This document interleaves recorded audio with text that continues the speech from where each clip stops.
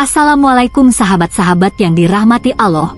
Hari ini saya akan menceritakan tentang azab seorang anak muda laki-laki yang durhaka kepada orang tua. Like dan subscribe ke channel ini sangat membantu menyebarkan dakwah Islam dan menjadi amal jariah. Kemudian sebelum masuk ke awal cerita, ajak penonton dengan kalimat ini. Namun sebelumnya bagi yang beragama Islam saya sarankan untuk menuliskan sholawat Nabi Muhammad agar kelak sholawat ini menjadi saksi untuk mendapat syafaat di akhirat. Di sebuah kota kecil yang padat penduduk, tinggallah seorang remaja laki-laki bernama Rian. Umurnya baru menginjak 18 tahun. Ia tinggal bersama ayahnya, Pak Wahyu, seorang pria yang masih tergolong muda, baru 35 tahun, namun wajahnya sudah terlihat jauh lebih tua karena beban hidup yang ia tanggung sendirian sejak istrinya meninggal. Pak Wahyu bekerja sebagai montir di bengkel kecil pinggiran kota.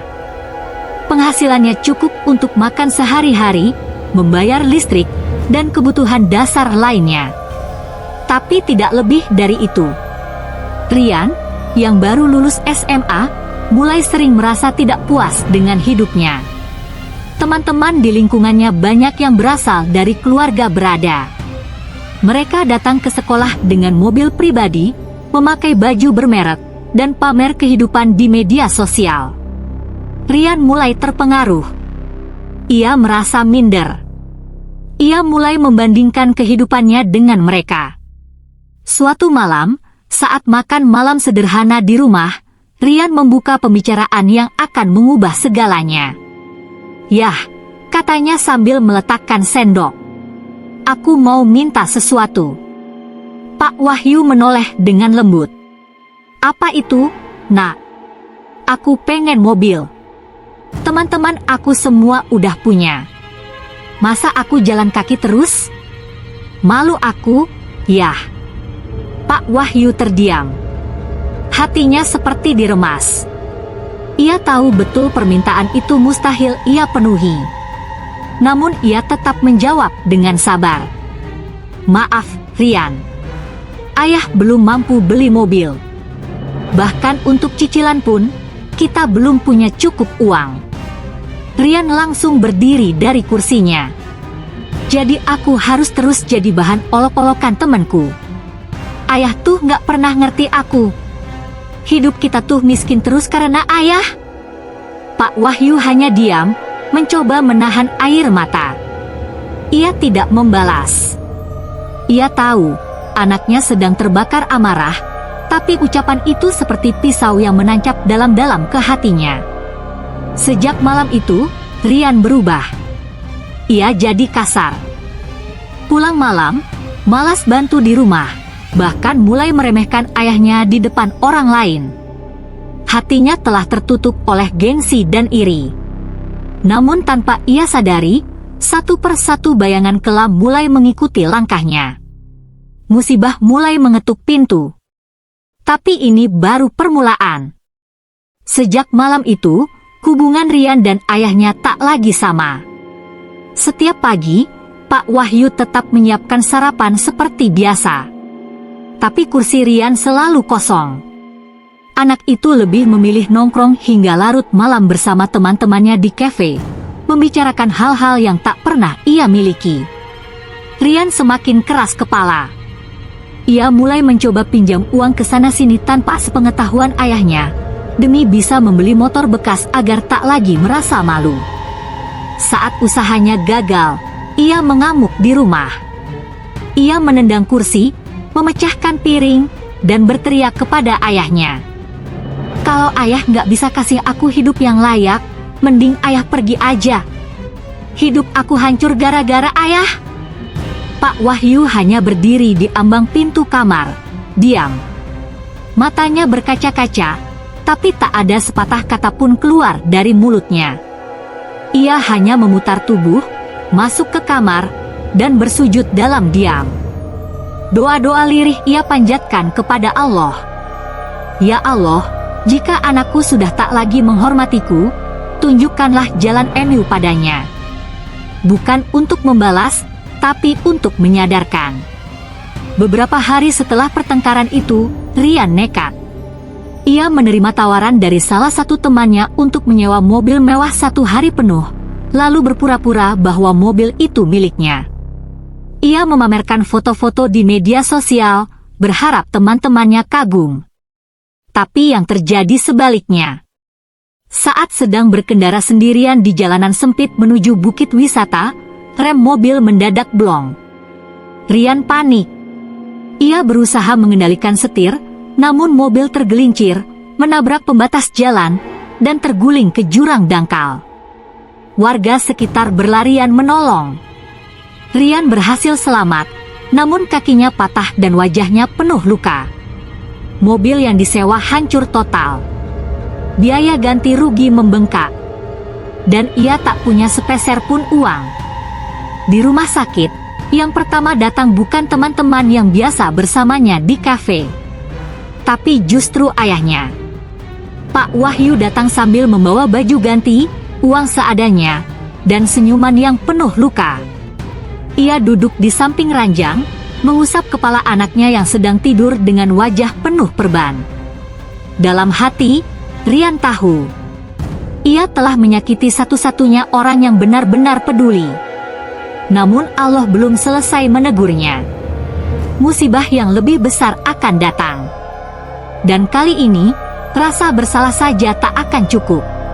Setelah beberapa hari dirawat, Rian dipulangkan ke rumah. Kakinya masih diperban, dan ia harus berjalan dengan tongkat kayu buatan ayahnya. Wajahnya pun belum pulih sepenuhnya. Namun rasa malu lebih menyiksa dari rasa sakit fisik yang ia rasakan. Ia mulai enggan membuka ponsel. Grup pertemanannya sunyi. Tak ada satupun dari mereka yang menanyakan kabarnya. Mobil sewaan yang ia hancurkan menimbulkan utang besar yang belum bisa ia bayar. Ayahnya pun harus meminjam ke tetangga dan menjual motor satu-satunya demi menutupi sebagian biaya kerusakan. Rian hanya bisa melihat dari balik jendela ketika ayahnya berjalan kaki ke bengkel setiap pagi, membawa tas kecil dan wajah lelah yang tak pernah ia keluhkan. Di satu malam yang dingin dan hujan deras turun, Rian terbangun oleh suara tangis dari kamar sebelah. Ia berdiri perlahan, menyeret kakinya, dan mengintip dari celah pintu. Di sana, ia melihat ayahnya bersujud dalam basahnya sajadah. Suara doa lirih terdengar. Allah, aku tidak meminta kekayaan, aku hanya mohon ampun untuk anakku. Aku tahu aku kurang segalanya, tapi jangan biarkan ia binasa oleh murka MU. Rian tertegun. Air matanya jatuh, tapi mulutnya tetap diam. Ada perih yang mengiris di dadanya. Namun egonya masih menahan lidahnya untuk meminta maaf secara langsung. Esok harinya, saat cuaca mulai cerah, Rian memutuskan keluar rumah. Ia ingin mencari pekerjaan sambilan, sekadar menebus rasa bersalah pada ayahnya. Namun langkah pertama yang ia ambil justru mengantarkannya pada musibah berikutnya. Di perempatan jalan, seorang pengendara motor menabraknya dari samping. Tubuh Rian terhempas ke trotoar. Kepalanya membentur tiang besi. Darah mengucur dari pelipisnya. Ia dilarikan ke rumah sakit dengan kondisi koma. Hari-hari berikutnya adalah hari sunyi. Pak Wahyu duduk siang dan malam di sisi ranjang Rian. Ia memegang tangan anaknya dan terus membacakan surat Yasin. Tapi Rian tak kunjung sadar. Satu malam, perawat datang membawa kabar buruk. Maaf, Pak. Kondisinya menurun drastis. Kemungkinan kalau tak kuat malam ini. Pak Wahyu menggenggam tangan anaknya erat-erat. Ia menunduk, menahan air mata. Bangunlah, nak. Ayah belum sempat dengar kau bilang maaf. Malam itu sunyi. Hanya suara detak alat medis yang menemani Pak Wahyu di ruang ICU. Hujan turun pelan di luar jendela. Cahaya redup lampu rumah sakit menyinari wajah pucat Rian yang masih terbaring tak sadarkan diri. Di sisi ranjang, Pak Wahyu membaca ayat demi ayat Al-Quran. Suaranya lirih, nyaris tak terdengar. Tangannya menggenggam tangan anaknya yang sudah mulai dingin. Tiba-tiba, jari Rian bergerak. Sangat pelan. Lalu kelopak matanya berkedip lemah. Pak Wahyu langsung mendekat. Rian. Nak. Dengar ayah. Rian membuka matanya perlahan. Napasnya berat. Bibirnya gemetar. Ia melihat wajah ayahnya, buram dalam pandangan, tapi cukup jelas untuk membuat hatinya runtuh. Yah, bisiknya dengan suara serak. Maafin aku salah. Pak Wahyu menunduk, menangis dalam diam. Ia mengangguk sambil menggenggam tangan anaknya lebih erat. Sudah ayah maafkan dari dulu. Ayah gak pernah marah. Air mata mengalir di pipi Rian. Tubuhnya lemah. Tapi hatinya terasa lebih ringan. Ia menutup mata perlahan, dan malam itu, ia tertidur lebih damai dari sebelumnya. Beberapa hari berlalu. Rian akhirnya sadar sepenuhnya, tapi kondisinya tak lagi seperti dulu. Ia harus menjalani terapi panjang. Kakinya sulit digerakkan. Namun satu hal yang berubah secara drastis adalah sikap dan hatinya. Kini, ia lebih banyak menghabiskan waktu membantu ayahnya di rumah. Ia belajar mengaji kembali, sholat tepat waktu, dan berbicara dengan tutur halus. Ia tak lagi berbicara tentang mobil, baju mahal, atau media sosial. Ia sering duduk di serambi rumah, menatap langit sore sambil merenung. Ia tahu Allah telah menyelamatkannya dari azab yang lebih berat.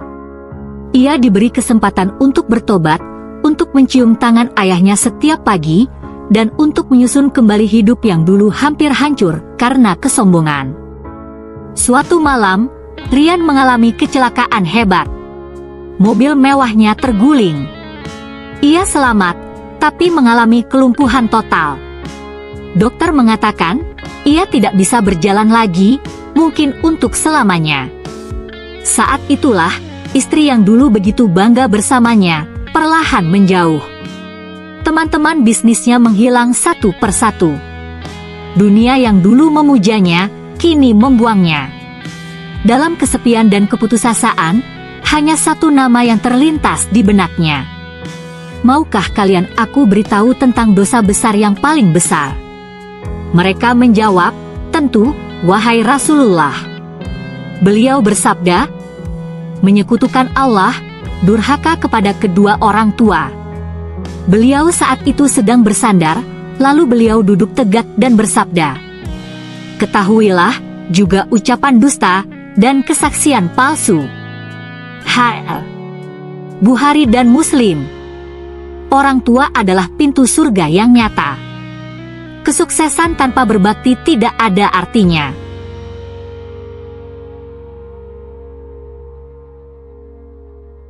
Penyesalan selalu datang terlambat. Ia menangis. Menyesal. Tapi semua sudah terlambat. Meninggi, klimaks.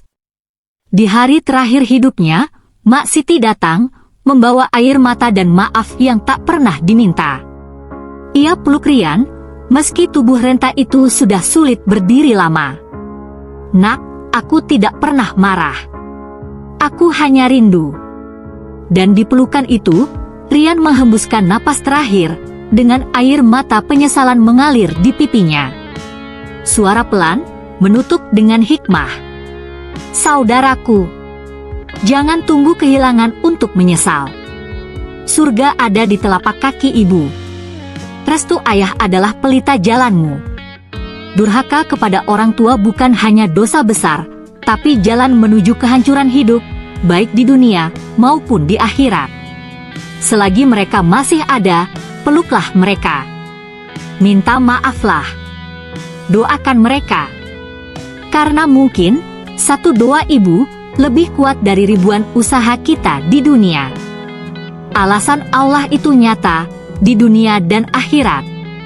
Terima kasih yang sudah menonton video ini. Jangan lupa subscribe and like.